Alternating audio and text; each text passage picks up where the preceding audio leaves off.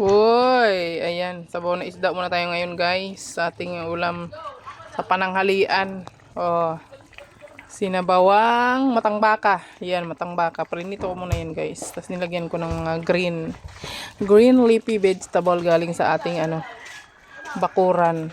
Ayan, syempre harvest lang natin yan dito sa ating bakuran guys. Ang ating mga gulay-gulay. Sarap.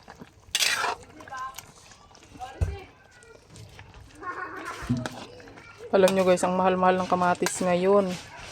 Kaya ang nilagay kong kamatis, isang piraso lang. Kasi hindi pa hinog yung ating tanim doon na kamatis sa kubo.